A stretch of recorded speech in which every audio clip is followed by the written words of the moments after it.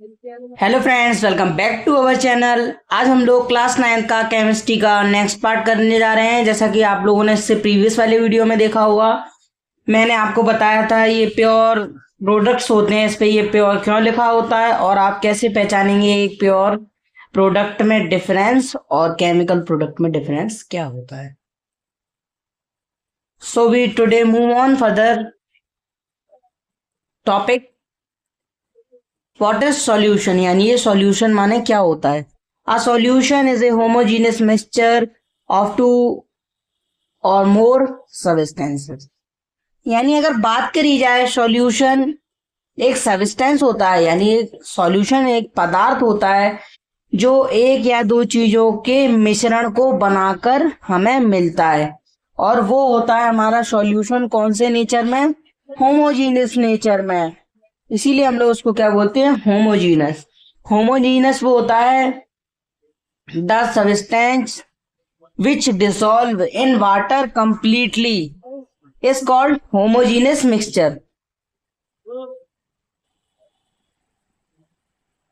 You come across various types of solution in your daily life. यानी आप लोगों ने कई सारे अलग अलग टाइप के सॉल्यूशन के एग्जाम्पल देखे होंगे अपनी रोजमर्रा की जिंदगी में। जैसे कि अगर हम लोग कॉमन एग्जाम्पल को लेकर बात करें तो lemonade,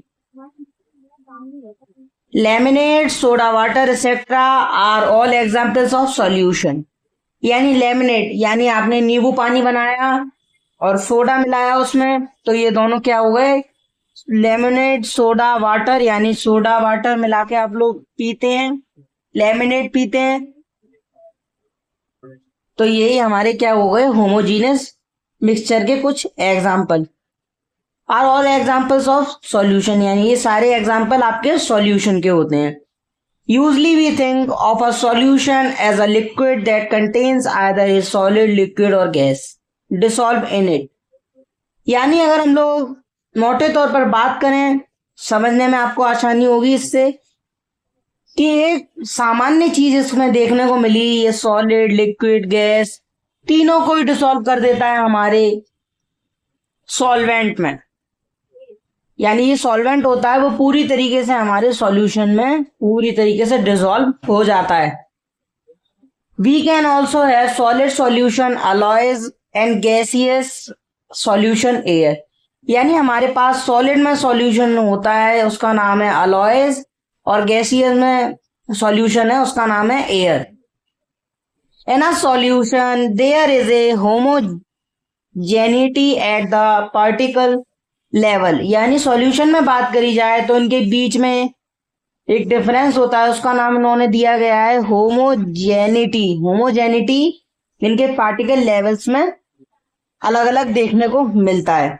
for example lemonade taste is the same throughout. यानी लेमनेड बनाने के बाद भी कुछ खट्टा ही टेस्ट होता है उसमें।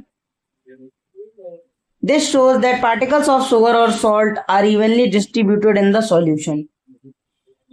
यानी जब हम लोग लेमनेड पीते हैं तो ये हमें एक उदाहरण बताता है, एक एग्जाम्पल से हमें इसे समझने की कोशिश करनी चाहिए कि जब हम लोग नींबू पानी पीते हैं तो उसमें नमक, चीनी और नींबू का रस तीनों ही एक सही मात्रा में डिसॉल्व हो जाता है, यानी मिल जाता है, जिससे कि हमें उसका पीने में टेस्ट अच्छी तरीके से मालूम पड़ता है। बात करें कुछ पॉइंट आपके लिए एक्स्ट्रा जानने के लिए, थोड़ी for extra knowledge only. Alloys, alloys are mixture of two or more metals or a metal and non metal। यानी अलॉय एक मिक्सचर होता है, दो या दो से अधिक मेटल से बनकर मिलता है। इसे हम लोग बोलते हैं मेटल और नॉन मेटल की दो कैटेगरीज में आता है। And can't be separated into their component by physical method. यानी हम इसे अलग अलग कुछ भी फिजिकल मेथड्स को लगाकर नहीं कर सकते हैं। But still an alloy is considered as a mixture. यानी फिर भी हम इसे मिक्सचर क्यों कहते हैं, इसके बारे में बात करते हैं। Because it show the property of it constituent. यानी ये प्रॉपर्टी हमको दिखाता है कॉन्स्टिट्यूएंट्स की। And can have variable composition, इसके पास अलग अलग टाइप की कंपोजिशन मेथड होते हैं। For example brass is a mixture of approximately 30% of zinc, 70% of copper.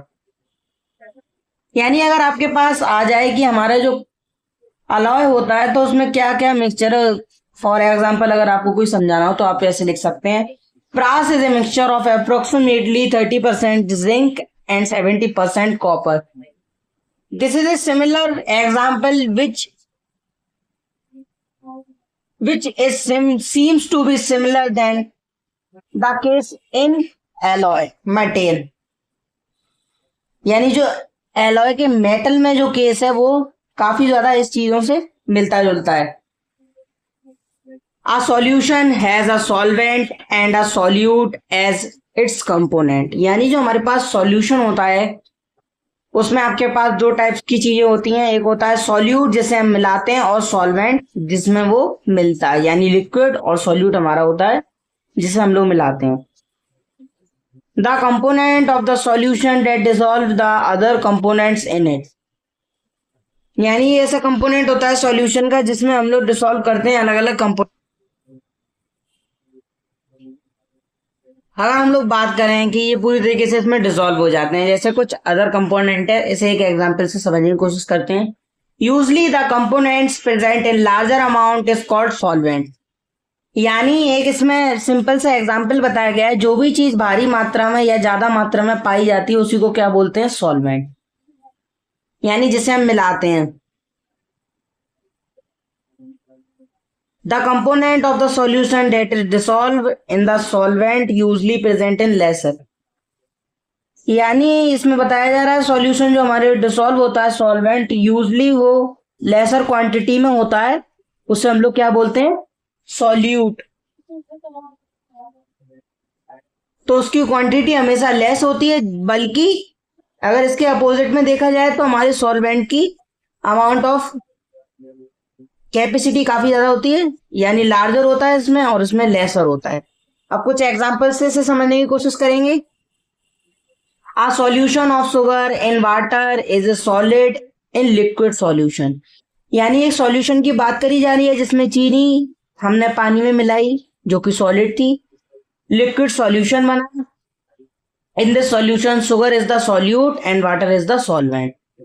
यानी शुगर हमारी हो गई सॉल्यूट जिसे हम लोग मिला रहे हैं, और पानी हो गया सॉल्वेंट जिसमें हम लोग मिला रहे हैं, और जिस चीज को मिला रहे हैं उसे हम लोग बोलते हैं सॉल्यूट। जैसे कि अगर मैंने कोई सॉलिड चीज ली उसे मिलाया तो वो हमारा सॉल्यूट होगा। अगर इसमें चीनी की बात करी जा रही है तो आप लोग उसे नमक के बेसिस पे भी समझ सकते हैं। अगर मैं शुगर की जगह इसमें नमक लेता, सॉल्ट लेता, तो हमारा सॉल्ट होता सॉल्यूट, वाटर होता सॉल्वेंट। इसी जगह मैं इसमें लेता ग्लूकोज तो ग्लूकोज होता solvent,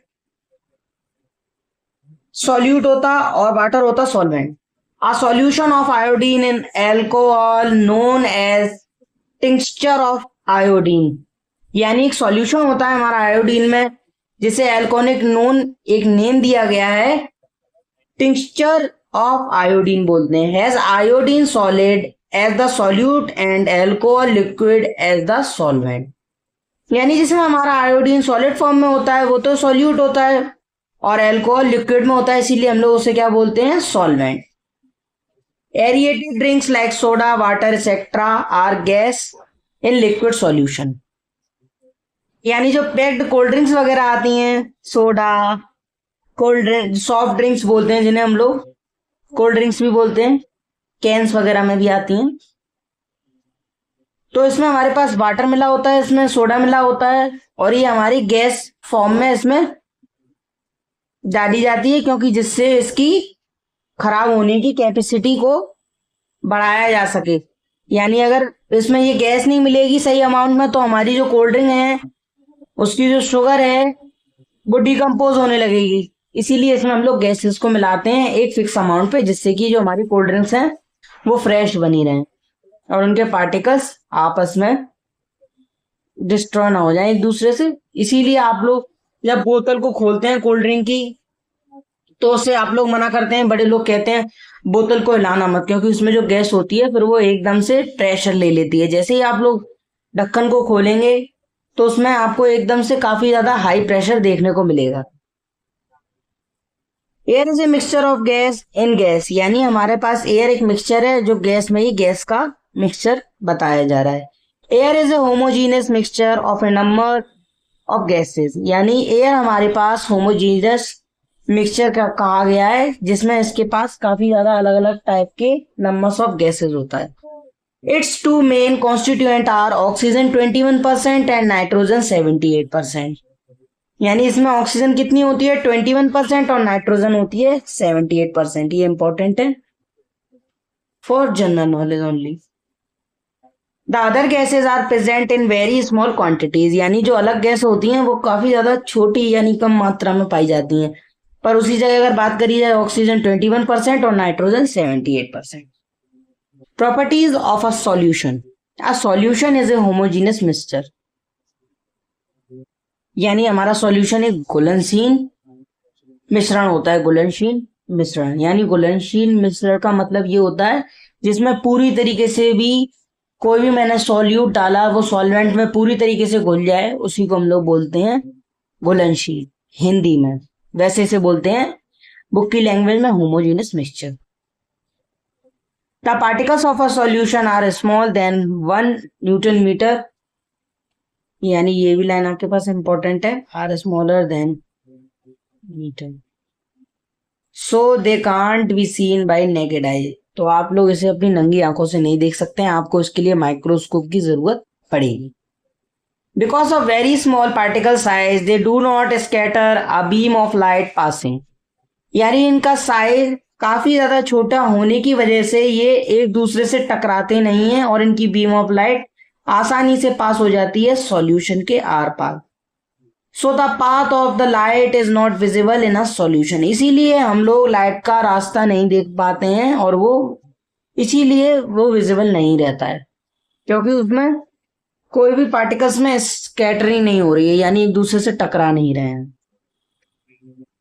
the solute particles can't be separated from the mixture by the process of filtration, यानी हम सॉल्यूट पार्टिकल्स को सॉल्वेंट में से अलग कर सकते हैं, जो हमारा मिक्सचर बन गया उससे भी अलग कर सकते हैं. एक प्रोसेस होता है उसको हम लोग बोलते हैं filtration.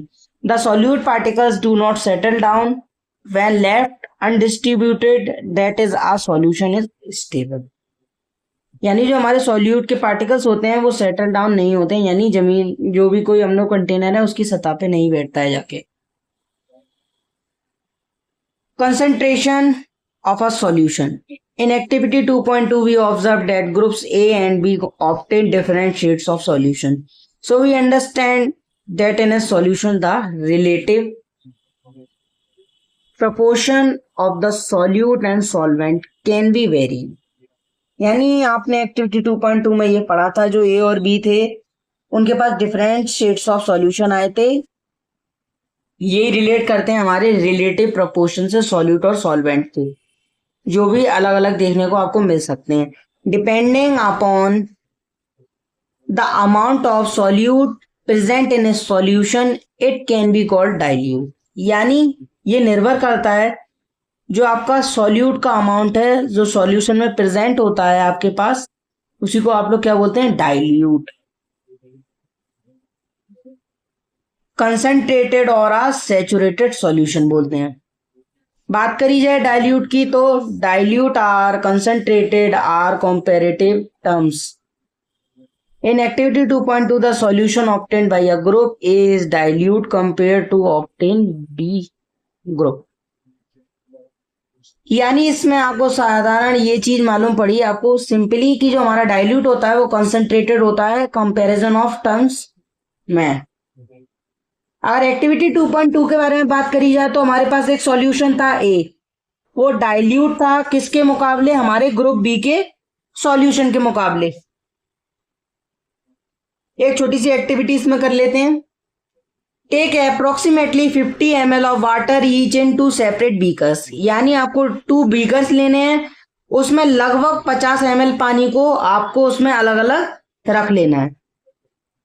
Add salt in 1 beaker and sugar और barium chloride in the second beaker, यानी आपको एक में सॉल्ट मिलाना है एक बीकर में और चीनी मिलानी है और बेरियम क्लोराइड मिलाना है दूसरे बीकर में और फिर उसको लगातार स्टीयरिंग करना है, यानी लगातार मिलाना है स्पून वगैरह से या और भी कोई चीज हो जो आपके पास.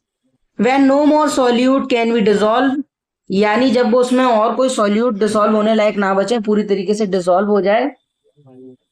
Heat the contents of the beaker to raise the temperature by about 5 degree, यानी फिर इसके बाद आपको कंटेंट्स को जो बीकर में थे उसे हीट कर लेना है 5 डिग्री सेल्सियस पे। Start adding the solute again, यानी फिर इसके बाद इसमें दोबारा से आप सॉल्यूट डाल सकते हैं। सो फ्रेंड्स, अगर आप लोगों को ये वाला वीडियो अच्छा लगा हो तो please like, comment, subscribe, share जरूर करिएगा। Thank you. मिलते हैं अपने नेक्स्ट पार्ट में, तब तक के लिए आप लोग इस वाले वीडियो को अंडरस्टैंडिंग करिए। Thank you.